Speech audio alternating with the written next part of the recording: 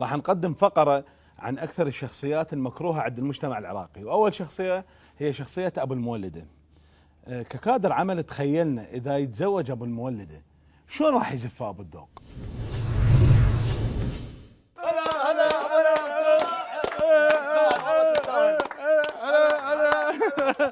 لك مبروك فكرة، والله فرحت لك.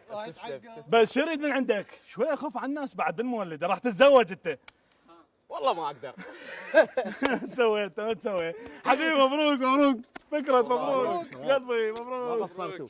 لك هاي باع منو جا باع منو جا. حلاوي هذا منو عازم؟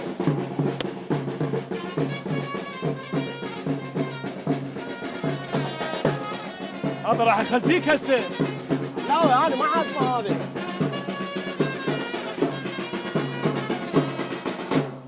يعني عرس ابو المولده، يعني فكره ابو السحب، يعني التخفيص، يعني الوليه، يعني الحقاره ويا الناس.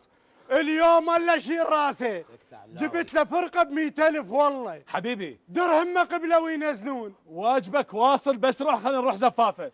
اليوم ولا شيل راسه وهوس له. اليوم المنطقه كلها تشهد شلون اهوس له. هوس له. هلا هذا الزين هذا وتشهد اطباعه. رحم الله والديك. كفو.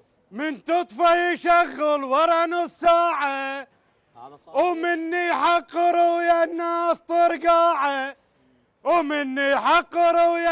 طرقاعه، يبدل جوزه بجوزه، يبدل جوزه بجوزه، وتخرب كل اجهزة البيت. يبدل جوزه بجوزه وكل اجهزة البيت، يبدل جوزه تخرب كل اجهزة البيت. عرسك هذا عرسك، كافي يا اخوي كافي. عرسك هذا عرسك، عدنا فرحة وعيد زين ولو مو بنوادم ساعة التسديد. حلاوي بس هاي وخلي يروح. راس الشهر يوصل يشتغل تهديد، راس الشهر يوصل يشتغل تهديد. شنو جماعتي تسوي؟ ويطفيها لو ساعة تأخر، يطفيها لو تأخر، يطفيها لو تأخر.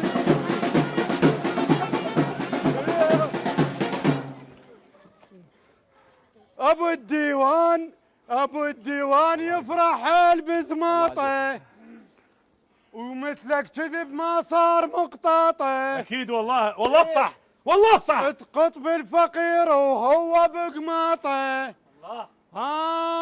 وزين تقط على البارد، زين تقط على البارد، وما تتوازى وحارب حار. زين تقط على البارد ما تتوازى. زين